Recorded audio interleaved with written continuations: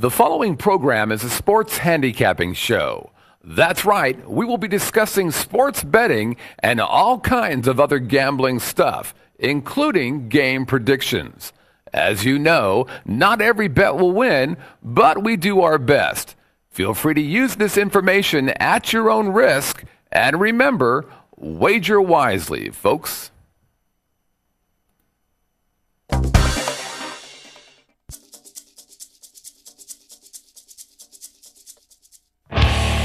Broadcasting from the Vegas Video Network studios, live from the Las Vegas Strip, Covers.com presents Vegas SportsDay. And now from the sports betting capital of the world, here are your hosts, Teddy and the Professor.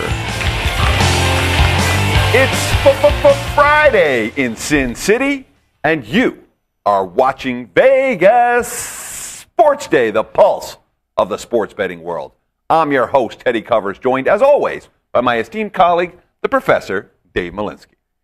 Coming up today, we're going to see if there's any sunscreen available for a team that just can't take the heat. As trade winds blow across the NBA, there's one particular team that you probably don't want to buck this weekend. And as musical chairs plays along in the NCAA Big Dance, we're going to tell you which teams won't have a seat available come the round of the Sweet 16. So, Dave, tons of tournament action yesterday. Obviously, one of the most exciting days of the year for any sports bettor. What's your first take? What'd you see that you want to share with our audience today? Something not on the court, but something on our own show that we kind of screwed up this week doing our tournament previews. One last little element that we should have weaved in, and it mattered, both the minor tournaments Tuesday and Wednesday and in the Big Dance yesterday, and it's the fact that you extend your range up a little bit of those underdogs who will foul in the end game. Regular season, a lot of times we're comfortable with that 7 and 8 point dog because you're not fouling if you're down at the spread in the final minute. Usually if you're down by more than 6, you don't foul, you'll play a game out. Here's the problem come tournament time. You're down 8, you're down 9. This is your last chance. And also for a lot of these underdogs, it's a rare chance to be in the limelight as well. So you play the games out just a little bit more. One of the things we should have told you, that 7, 8, 9 point underdog, not only be aware that they're much more likely to foul late in the game than they were in the regular season, but also look at the free throw shooting of the favorites in those more than you would. Several games came down to that yesterday. Several more are liable to over the weekend. You watched basketball all day, didn't you, yesterday? Yes, I did. All day long. You got a smile on your face. I did. Better than coming in here, wasn't it? You know, yesterday was, this is what I wanted my first take, fun. You know, I mean, we talk here on the show, we spend all this time, we're bitching and moaning about bad beats and analyzing games and all of that. The first day of March Madness, really the whole opening weekend of March Madness, there is no better time to be a sports bettor. Even if you lost yesterday, I bet you had fun watching the games. I bet you had fun betting all day and night. And if you're here in Vegas, I mean, I saw it on Wednesday night at the Trop. Where there was an enormous buzz in a sports book that is not always the busiest. It was packed on Wednesday, packed yesterday, every sports book in town, and just guys just like us, having a good time, betting on games, having a couple of beers, and hopefully winning some money. But I'll tell you what, the opening weekend of March Madness should be a holiday. No one should have to work. So, Dave, we're going to have to bust through this show because it's time to go home and watch some games again today because, you have to pace yourself. A long weekend. So there's so much to catch up on. We have a pile of great emails that we haven't been able to get to this week. We have all the NBA trades, and there was a ton yesterday at the trading deadline. Trades that are going to impact at least 8 or 10 teams throughout the course of the remainder of the season. We have coaches being fired. Well, guess what? All that stuff, we'll worry about that on Monday. For today's show, we're going to concentrate on the games in the NBA for tonight and, of course, the games in college basketball for tomorrow. But, Dave, before we even get started on that, there are 2 games going today, which we did not have a chance to preview on our preview edition show on Wednesday, that huge double edition of Vegas Sports Day. We have to talk about Vermont, North Carolina. We have to talk about South Florida Temple, 2 matchups that were not set when we went off air 48 hours ago. One bit of information we still don't have a clarification on yet. Will John Henson play for North Carolina? Still a good chance that he might sit out one more time to be rested for more important games ahead. Reason why we wanted to focus in on that, Not so much just the size advantage that they would have over Vermont if you have Zeller and Henson both. The fact that those two guys run the court as well as any big men of their size on the same team we've seen in many years. Here's why that matters so much. Against a team like Vermont, you only need to really keep one on the boards. The other guy's able to leak out. Teams like Vermont, so unaccustomed to having the big men for other teams run the floor the way those guys do for Carolina. Can't do anything with the game, though. Until we know about Henson, that won't be decided until a little bit later. Yeah, and when we talk about both these games, we've seen significant line moves in each of them. North Carolina opened in the range of 16.5. That's down to 15 in most locations right now. I haven't seen much movement on the total, still in that 144, 144.5 range. But we have seen the early money coming on Vermont. And the other game, the Temple, South Florida, it's been nothing but a torrent of money coming on Temple, where that line opened pick 'em. And now you're looking at Temple -3 in many locations. I don't disagree with that move, but South Florida, their tenacious level of defense in the win over Cal, it blew me away what the Bulls were able to do in that ball game. And all of a sudden you take a look at a team that's not very sexy, and now they have a tournament win already. I wouldn't be shocked at all to see the Bulls hang tough with Temple tonight and maybe even have a chance to knock out your 100-1 shot, Dave. Not sure we expect to see that happen. One of the reasons why we like Temple so much, difficult team to prepare for. A lot of complex X's and O schemes. That becomes a South Florida problem.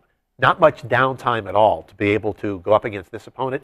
I think what we saw a lot too in the South Florida game Wednesday, a game that we were dead wrong on in our projection, a soft team from the Pac-12 didn't step up to the physical tenacity of a team from the Big East. That was apparent very, very early. Temple, a bunch of East Coast kids, play a tougher brand of basketball. They won't back down or be intimidated by some of the things South Florida was able to do on Wednesday. Key tonight is, can South Florida find a way to score? Didn't have to worry about that Wednesday because they had the big lead early. But if you notice, as the game went on, their offense completely bogged down. Sure, it made a big difference if you had Cal minus the points in the second half watching the last 10 minutes of that ball game. But, of course, when you get off to an 8-0, 15-3, and then 33-13 lead, before that three-pointer right before halftime, it takes some of the sweat out of the last few minutes of that ball game. All right, I talked a little bit earlier in the show about those emails, and again, we're going to clean up the email box next week. Please, you got questions? You got suggestions? You have something that you want an answer to? Dave and I will do our best to do that. Send those emails, sportsday@covers.com.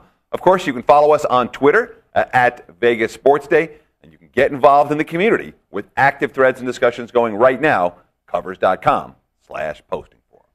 Up next, of course, college basketball is not the only game in town. We're going to start money time with the Friday NBA board. Are you looking for the latest odds, the fastest scores, the most important trends, and the best matchups and stats? Are you looking for the key late-breaking information that can make you a winner? Well, Covers.com has the answer. The world's largest sports betting community gives you a front row seat in the heart of the action, from the opening lines to the final scores. If you want to stay ahead of the game, Covers covers the numbers. No pressure. Hi, I'm Dennis Silvers from, can't think of the name of my damn show, Golf and Other Four-Letter Words, and you're watching the Vegas Video Network, I think.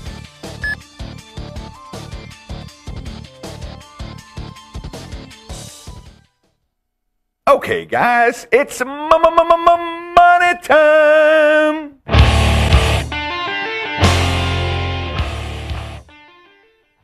This edition of Money Time is brought to you by Covers.com. Remember, for all the key information you need in every sport, Covers covers the numbers. We're going to start in the NBA in Philadelphia, where tonight the Miami Heat, 3.5-point road favorites against the Sixers, and it's kind of a unique situation for Miami, something we haven't seen from them since the first couple of weeks of the season. That is, they're coming in off back-to-back losses. They fell in overtime in Orlando on Thursday, then fell to the not Thursday. What night was that? Tuesday? Yeah, it's been a long week. They lost in overtime to Orlando. I watched the game on TV. I don't remember what night it was.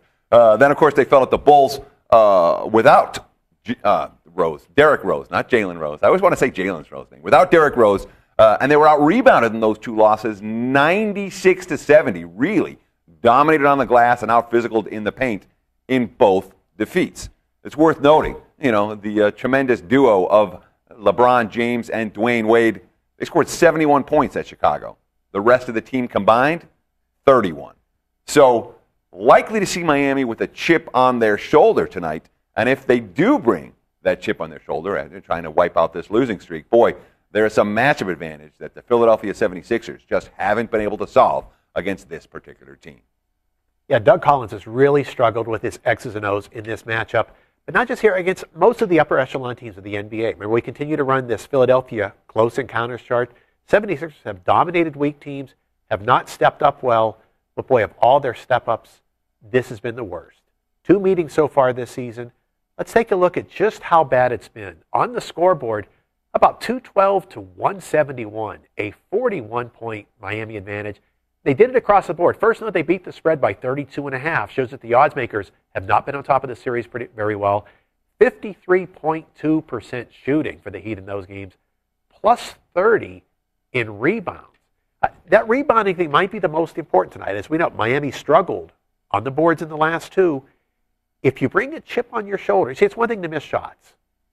But when the coach say, look, we got out-hustled, we got outworked on the boards these last 2 games. Let's get our intensity back. If they bring that, that's tough for Philadelphia to have to match.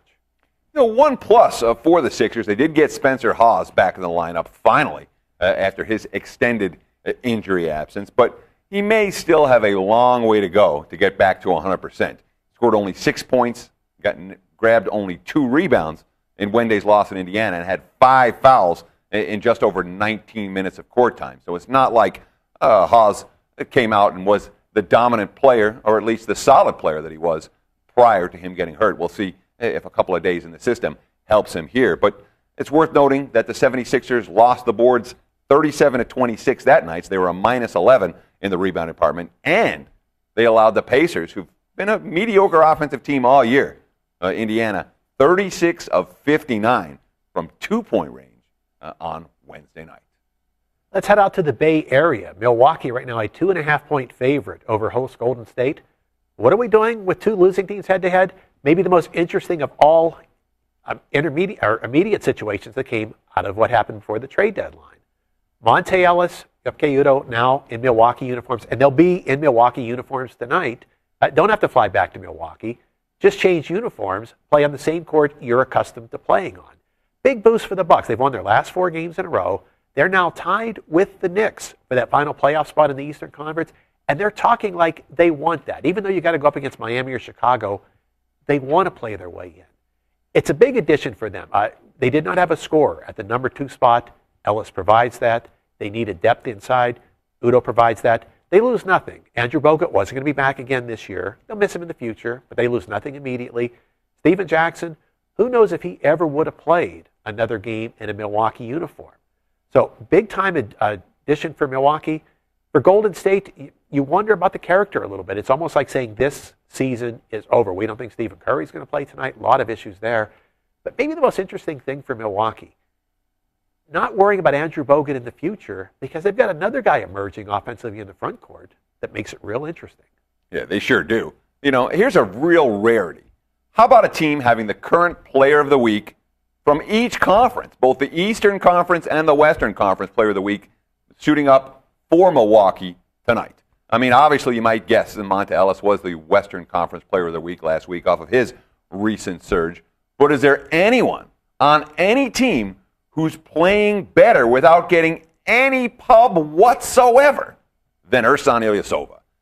Not just a good week for Ilyasova. This is a guy who's been playing at an all-star level basically since the all-star break. Look at the numbers. This is not a household name. I'll bet 9 out of 10 can't even pronounce it right. Ersan, I know it's Ilyasova, that much. Well, look at it, 19 points a game, 9.2 rebounds, 3.7 assists, 58.5% shooting. Yeah, those are all-star numbers. And perhaps one of the reasons why the Bucks decided to make this trade and get rid of Andrew Bogut, who's been their centerpiece center, is the level that Ilyasova's playing at, along with Drew Gooden in the low post for Milwaukee. if you have a scorer like this, you can afford to think defense first at center. And again, this is a Milwaukee team. They've been playing with very good energy and focus in recent weeks. And despite the fact that they realistically don't have much of a chance against the likes of Chicago or Miami in the first round, the Bucks are playing like they want to be in the postseason. And that is most assuredly meaningful at this time of the year. Now, the Golden State attitude likely to be a little bit different without Monta Ellis. Here's a quote from Klay Thompson that says, "We can't give up easy buckets because we don't have Monta to bail us out and score 40 a game. We just have to band together. We've done a great job of that the past 2 games, and we have to do that on Friday night as well." Nice to say it. I'm not so sure the execution for Golden State will be at that level because, again, not only without Monta Ellis, Stephen Curry sidelined once again indefinitely. Don't know when he's going to be back in the lineup. So you have to wonder if this team feels like maybe we're playing for next year now. They've kind of packed it in, perhaps, for the 2012 campaign. Got a whole lot more NBA we're going to touch upon in the postmortem on Monday, but we know what you want now. It's time for the Elite Eight. We'll tell you which teams really are elite and which are not when we come back. This is David Ivey from Pub Crawl. It's funny because it's David from. You should just leave it on. Hi, I'm David Ivey from Pub Crawl, and you're watching the Vegas Video Network.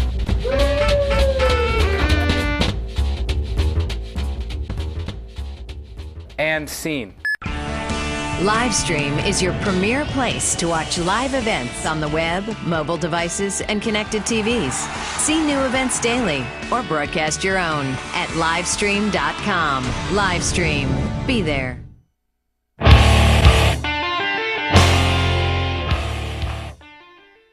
All right, money time switches to Saturdays. College basketball board, NCAA tournament action. Teams playing for the right to go to the Sweet 16. Let's start in Pittsburgh, where we're going to have Syracuse. Current lines showing the Orange -5 over Kansas State. Total there, 134.5. Ohio State -7.5 against Gonzaga. That line's bounced up and down so far this morning. A total 136.5 between the Zags and the Buckeyes. Now, let's start with the Syracuse-K-State game. And it really is kind of a fascinating question with Syracuse right now. We saw, they were sluggish yesterday. They did not come anywhere close to bringing their A game. They lack passion. How else can you say it? They only won the boards by 2 against a team they're supposed to be able to dominate the glass against. They allowed 17 assists, only forced 12 turnovers. Not the type of performance that we might have expected out of Syracuse were they fully healthy.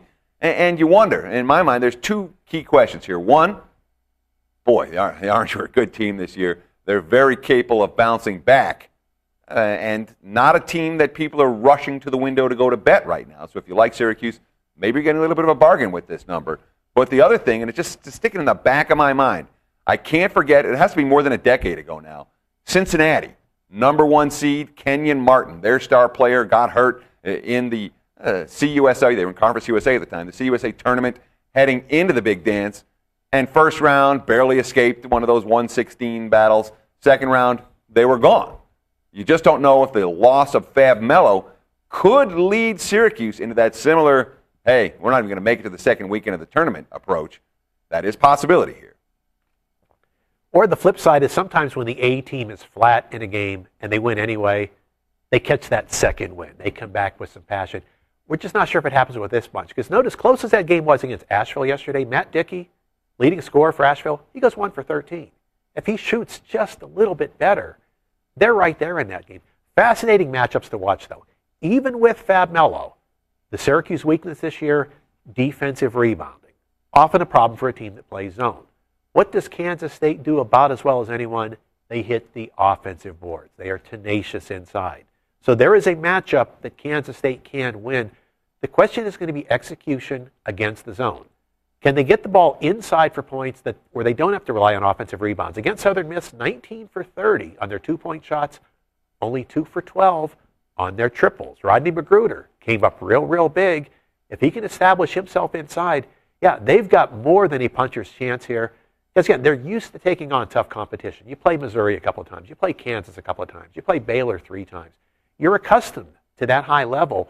It's just, can Kansas State knock down enough outside shots? If they do, and they turn this game into a slog, this is one where we may not take the 5. We might take a little bit of money line, believing that maybe the points won't matter. It could be an all or nothing, one way or the other. But there are elements of this game that do create a Kansas State upset.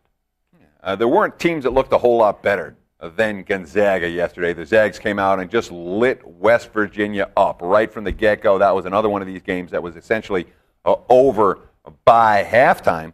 And now the Zags have to step up in class a little bit. Big difference between a young West Virginia team that, frankly, did not fare well down the stretch versus this veteran Ohio State bunch, a team that's thinking national championship this year. And, of course, let's not forget the venue here. It's Pittsburgh. We saw a big Ohio State crowd in yesterday's contest, and I expect this crowd to be maybe an Ohio State, the moral equivalent of an Ohio State home game against Gonzaga on Saturday, which, Zags are a tough team, no question, but this is going to be an extremely hostile venue for the lower-seeded team. Yeah, the Gonzaga score a little bit misleading because it's similar to like a football game where you run the opening kickoff back for a touchdown. It was over so quickly because of the shooting. We don't know if we want to give them as much credit as that final score would indicate. But then you talked about Syracuse being flat. Ohio State, even though the scoreboard doesn't show it, they didn't play all that well yesterday. Got a huge game from Deshaun Thomas. 31 points and 12 rebounds. The rest of the team, they shot 13 for 36. Might that have been their little flat, lethargic game? After going all the way to the finals of the Big Ten tournament. And remember, that Big Ten tournament extends to late Sunday afternoon.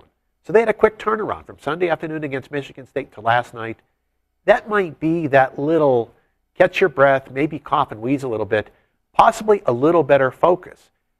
Reason why we focused on Thomas so much, though, Jared Sullinger all year has had trouble against guys his own size. We brought that out on the show many times. Gonzaga has the size, Robert Sacre and others, to hold Sullinger down a little bit. If you're going to bet Ohio State, you need someone else to be able to step up and score. Maybe Thomas brings that added element. With all the other weapons they have, he's a tough guy to have to defend. Let's go to Louisville with the next set of 2 games. Marquette -5 against Murray State. Total there, 142.5. Kentucky's taking money. They're up to 11.5 over Iowa State. Total there, 140. We saw Murray State yesterday come out very, very tight and nervous. One of those good bad scenarios. We liked Murray because they were going to be having a lot of fans there, semi-home game. But boy, they were tight. They were nervous. They settled down on defense. And there was tremendous defensive energy against Colorado State. Held them to 17 points in the second half. How about getting 21 turnovers and only committing 7 assists? That defensive energy was terrific. But you know what? The Murray State offense never did settle down yesterday. 39.2% shooting. 5 of 17 free throws. They only made 13 to 26 free throws. Maybe those nerves never quite went away. Now, they've got a win under their belts now. But again, there's going to be a good crowd for them on Saturday. That means pressure. Now, here's a team that's facing something they're not accustomed to facing. Yeah, we like their energy.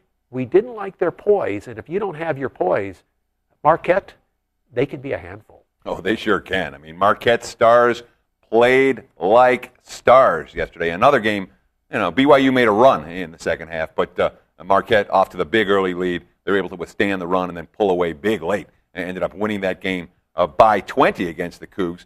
And, Jay Crowder. He was good. He might have been the best player. Boy, was he good. I think he was the best player in the dance yesterday. Certainly as good as anyone that I saw on yesterday. 25 points, 16 boards, 4 rebounds, 4 assists. Yeah, that's a pretty good stat-stuffing box score.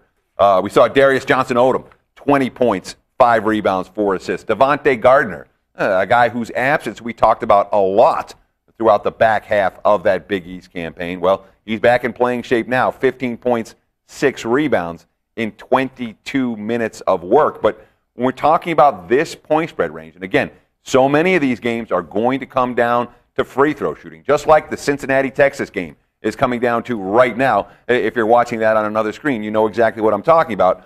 We talk about Marquette, good free throw shooting team, better than 72% from the charity stripe, so they have the capacity. If they're in the situation where they're getting fouled at the end, They have the capacity to sink those free throws and potentially win this game by margin. Yeah, I think that's going to be the big issue in that game is, can Murray play from behind? Because we did a postmortem on Marquette about a month ago talking about the toughness of this team. And they are about as physically and mentally tough as anyone left in the field. That's hard to go head-to-head with for 40 minutes. Murray's not accustomed to that type of physical opponent. We might see just one or two little lapses in concentration by Murray that's enough to put Marquette over the hump and also get Marquette into position where they are shooting those free throws in the end game. So for a coach who's had as much success as John Calipari has had throughout the course of his collegiate career, not so much in the NBA perhaps, but in college, he's been a quote-unquote great coach for the last 20 years. Guy takes a lot of criticism, really a lot. And you know what? Some of that probably warranted. When we look at what happened in the closing out Kentucky's win over Western Kentucky yesterday, some real head-scratchers from this end. You know, this is a Kentucky team. They were blowing them out, 78-47 at the 6-minute and 30-second mark. So what do if you're the head coach in that situation? You have a relatively short rotation. Maybe you empty the bench up 29, right? Or up 31, I should say. 6 minutes left, not so much. Coach Cal leaves all of his starters in the game, and what do the starters do? They allow Western Kentucky to go on a 19-3 run to close that game out. So you have the starters playing sloppy. You have the starters playing too many minutes, 165 of the 200 total minutes in that game, in a situation where they're supposed to be getting a little bit more rest. You know, and you have to wonder, does the sloppiness of that finish for the Kentucky Wildcats, does that carry forward? Does that lead to more sloppiness and more bad play to open up this game? It's not the time of year where you want to be giving your star players an opportunity to play bad basketball. That's exactly what Calipari did down the stretch yesterday, much to the chagrin of anyone who had a Wildcat ticket in their pocket. One of the phrases we use a lot is stay in structure. And those are the coaches that we like.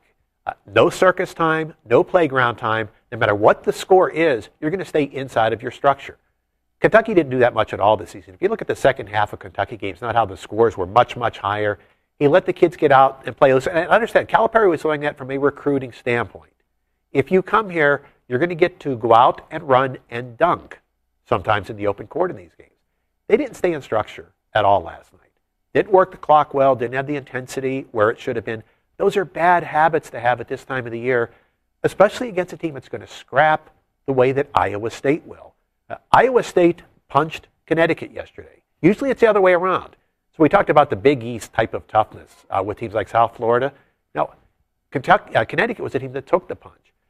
Iowa State out-rebounded them badly. They moved the ball well on offense. Our key tomorrow as we break this one down, because it's getting up to that tempting point where it's a take, maybe at plus 12 or better. White has just been terrific all season for Iowa State because he's been able to maneuver his way around a big guy who can get away from the basket, draw opposing big men away. But now he's going to have to find a way to score against the toughest defensive front court in the nation. If his game is taken away, can Iowa State find the other pieces to stay in the hunt? It's very, very tempting as this line moves towards 12 to look to the Cyclones here. Yeah, it's so funny when you read the national media reports about what happened yesterday. It's all, UConn tanked. No, they didn't. Iowa State went in there and punched them right in the mouth. Don't know if they can do the Kentucky. But as this line creeps up, both you and I getting a little bit more interested in that Cyclone side. Up next, we're going to try not to make a wrong turn in Albuquerque, and then on to Portland as Money Time continues. Traditional media believes that after about 3 minutes, you'll tune out. Most Vegas media companies think if it doesn't jiggle, you won't tune in. At the Vegas Video Network, we think both are wrong. The Vegas Video Network is the first and only live online broadcast network that specializes in insider news and expert views about Vegas. We combine great storytelling with the ability to watch when and where you want on your computer, mobile device, or television. Discover the real Las Vegas. Visit VegasVideoNetwork.com.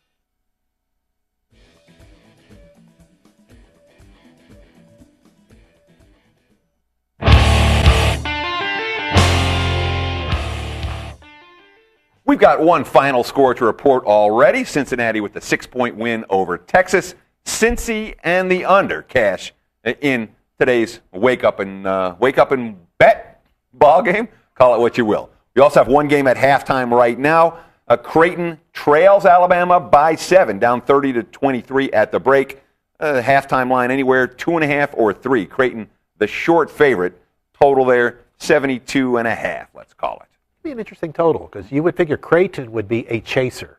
Sure. You know, when we talk about these teams, the teams that are going to play a game all the way out, Creighton would be a good example. If they're down 10 with 2 minutes, they're going to probably foul a lot. I would say they'll foul repeatedly. And Creighton's also the kind of team that can hit the three-point shots in the last minute or two of action to extend that game and continue fouling. Well, you go intro some games, I might go see the janitor. Yeah, go run. Oh, no, missing halftime betting opportunities live on air. But that's the price we're willing to pay to make sure that you out there in viewerland remain informed. All right, let's go to Albuquerque, where we've got Wisconsin and Vanderbilt. A pick-em right now, total 120. And Baylor, the early 7.5-point chalk against Colorado, total there 133. See the impact of the betting markets in a game like Vanderbilt, Wisconsin. The markets are going to be ahead of just about everyone else in this industry because it's what they have to do. We talk about Ken Pomeroy's ratings, Jeff Sagarin's ratings, and the fact that this time of the year games tend to not get too far off of them. Here's one that is. You go look those ratings up, they're going to both call for about a 4 or 4.5 to Wisconsin. Here's what the markets know. The full season data on Vanderbilt, not all that significant. Now that they've kicked it into the gear that they're in. Yeah, early season home loss to Indiana State, early season home loss to Cleveland State. Those games really don't carry any meaning at this point. Festus Ezeli, healthy, in the rotation now. And boy, a team that needed to get over the hump at tournament time from a confidence standpoint, the combination of beating Kentucky to win the SEC last Sunday and then getting that first round win over Harvard, yeah, the monkey's off the back now for a team that was rated in the top 10 at the start of the season, may actually be a top 10 team right now, but they're just not being priced like one. And you look at the Commodore scorers. You know, you look at John Jenkins and Jeff Taylor and Festus Ezeli, which might be my favorite name in all of college basketball this year, Brad Tinsley. They're all high percentage shooters. This is a team that gets good shots, even against good defenses. That's how they were able to hang tough with Kentucky and even knock them off in that SEC championship game. That's what Vandy brings to the table. With the inside presence, they're able to create some problems for teams that can't match up with them in the paint, forcing double teams and then kicking out to the wide open shooters. That's the Commodores' game. And that may well work well for them against a team like Wisconsin, a team that doesn't bang in the paint the way that some of Bo Ryan's best teams have. You know, John Lauer, of course, was their low post banger last year. He's in the NBA right now. And this is a Wisconsin team, I mean, when they shoot, they're tough to beat, as we saw yesterday. Unfortunately, a play of the day loser when we talk about Montana. But what happened in that ballgame? Badgers shot lights out. I mean, lights out start to finish. 10 of 19 from three-point range in that ballgame. They were also able to dominate the boards 32-19. Don't know if they're going to have either of those advantages in this particular game. But one thing we do have to consider here, Big Ten, a lot better of a conference than the SEC was in 2012. Does that perhaps make the Badgers an undervalued item in this particular matchup, Dave? Got a chance to watch Baylor yesterday. You saw Baylor being Baylor. These spectacular moments inside of games where they look like a Final Four team, and then just absolute fingernails on chalkboard basketball. Now, when we had set that game up earlier in the week, we talked about the fact that they were starting to use a three-guard lineup more, play more man-to-man defense, which is what fits that team best. So what do they do against one of the best three-point shooting teams in the nation? They come out in the zone. Let South Dakota State have all sorts of wide-open shots early, and they're down 12. Then they make the adjustment. They go back to doing what they should do best, control the middle portion of the game, and just when you think, here's your buy signal to Baylor, well, here they come again. Last 4 minutes, have the 4-minute mark, have the ball up 10, complete control. Don't make another basket the rest of the game. Couple of turnovers, go almost 3 minutes and 40 seconds without scoring at all. The more we see of Drew on the sidelines, we're realizing he's recruited well here. He's just not maximizing this talent. So it's a team that will look awfully good in stretches, but they'll pull your hair out also if that's where your money is. Well, that's just it. I mean, if you watch part of a Baylor game, you're like, oh, wow, this team's really good. Maybe it's a uniform. You know, maybe it's those fluorescent yellow. Are those fluorescent yellow or fluorescent green? I was having an argument with someone. I thought it was green, but apparently they're fluorescent yellow uniforms for Baylor. But they look so good. You're like, wow, this team, they can win it. They can go to the Final Four. They are, and the talent level's there. But as Dave mentioned, the late game execution has been a problem for Baylor all year long. Basketball smarts, not what the Bears do best. Colorado, this is a team that has some basketball smarts. Weren't on full display down the stretch last night against UNLV, but the fact that they were up 20 in that ballgame allowed them to blow 18 points of that lead in about 3.5 minutes in the second half and still survive and advance to the next round. And boy, this Buffs team, 5-0 straight up, 4-0 against the spread, 4 outright underdog wins since the start of the Pac-10 tournament last weekend. Now, they did look gassed last night, and that has to be a concern here against a team that's bigger than they are, a team that's more physical than they are, and something that we didn't see in the Pac-12 a lot this season, a team that can really score from the low post. Pac-12 didn't have a lot of good centers, a lot of good forwards who can hit those interior shots and dominate the glass, but Baylor does. So it's certainly a tough matchup for Colorado, a team that may be gassed, but a team, when it comes to execution and X's and O's, they're at a better level than Baylor, and that may allow them to stay live here. Okay, one of those little cautions that we talked about at the start of the show, Colorado's a classic example of the type of team that will foul all the way out at the end of this game. When you come this close, when you're Colorado, you might foul down 10, you might foul down 12. The one thing Baylor does do at the end of games, when they get to the free throw line, they make free throws, over 75% for the full season.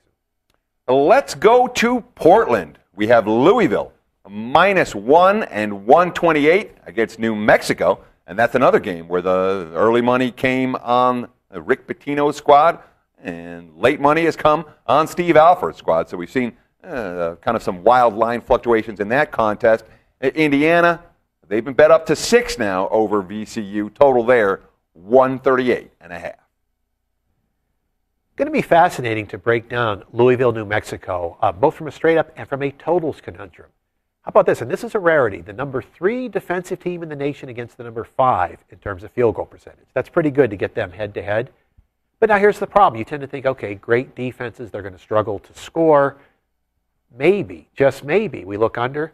But no, because these defenses are so good, both teams are going to want to push the pace. And they've got point guards that can do it. You got 2 of the quicker point guards in the NCAA in this one. So we may actually see a faster pace than this level of total is called for. They're going to get up and on the court. They're going to take a lot of shots. But can they make any of them? Louisville's defense has just been phenomenal over the past month. From, let's say right now, we might have them no worse than the number 3 defensive team in the country when we put all factors together. But yeah, they go in the Big East tournament. Did the offense come around? No. They beat Davidson yesterday. Did the offense come around? No. That was another ugly offensive performance for them. Are the Cardinals ever going to make a shot, or at this stage do we say they just can't shoot? Well, I mean, you look at the season-long numbers, and again, we don't like to concentrate too much on season-long numbers right now. When we look at them, there's a really sharp disparity between these two teams.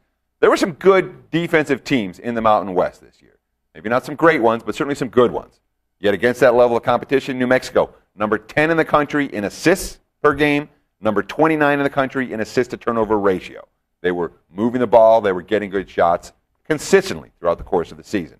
Well, you look at Louisville's numbers for those particular stats. Well, they're number 92 in assists per game, number 185 in assist-to-turnover ratio, and number 258 in turnovers per game. So, we saw them win with defense, and defense was enough to get them to a Big East title. Defense was enough to get them out of the first round. But they only shot 40% from the floor in yesterday's ballgame. Just 1 made three-pointer in that contest. Just 8 assists in the game.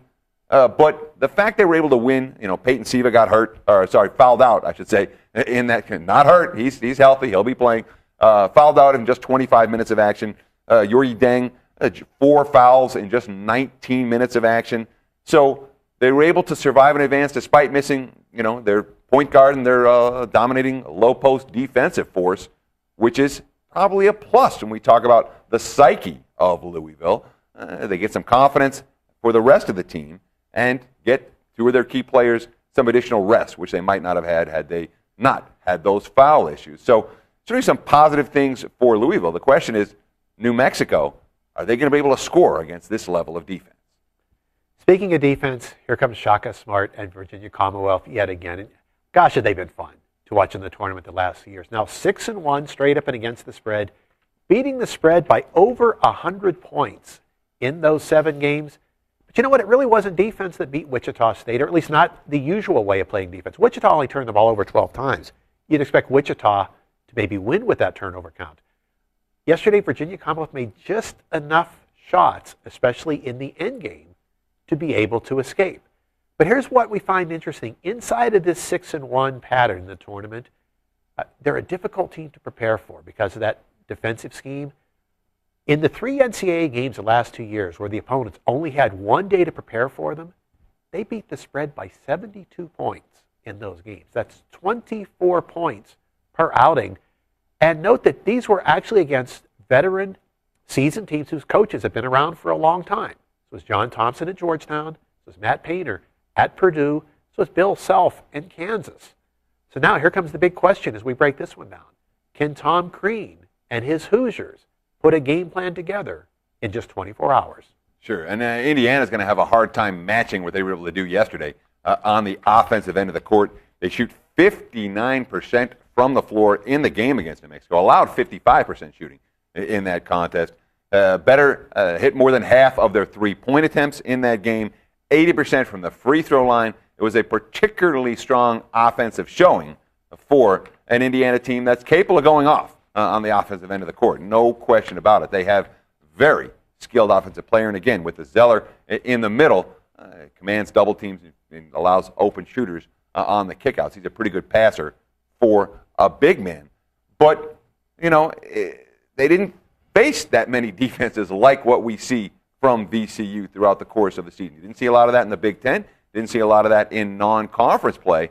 And when you look at that VCU track record, I can't bet against them. There's no way I'm going to step in front of Shaka Smart and the Rams. Maybe this is where they die, but not with my money. If anything here, I might look to see this game go over the total. I would look to see Indiana try to push the pace at every opportunity. I would look for VCU to take advantage of some of the Hoosiers' defensive weakness defending the three-point line. And again, when you have that type of pressure, you're going to see a fast pace. It's just a matter of getting the buckets to drop to get this game up and over the total. But that's not where we're going to go, Dave, when we talk about play of the day, is it? No, for the best of this board, let's go back to Vanderbilt, Wisconsin. As we talked about in setting that game up, Vanderbilt was a top 10 team preseason. We believe the preseason prognostications were right. Didn't have Festus Ezeli early, didn't quite click into their rhythm. But go back and look at all 3 of the Vanderbilt-Kentucky games. Point blank to win the ball, finally did win the 3rd time around. It's a tough matchup for Wisconsin. Bo Ryan doesn't have great athleticism. You're going to have a tough time extending out to the Vanderbilt shooters who force you to go a step or two beyond where you would usually play defense. Yeah, here's a pick'em game that, no, really should be Vanderbilt. About 3.5. They are that much better than Wisconsin. In this range, excellent value to back the Commodores. Commodores at Pick'em. That's the Vegas Sports Day play of the day for the Friday edition. Thanks so much for watching. Dave, we're getting out of here. Let's go watch some games. You guys do too. We'll see you back here on Monday.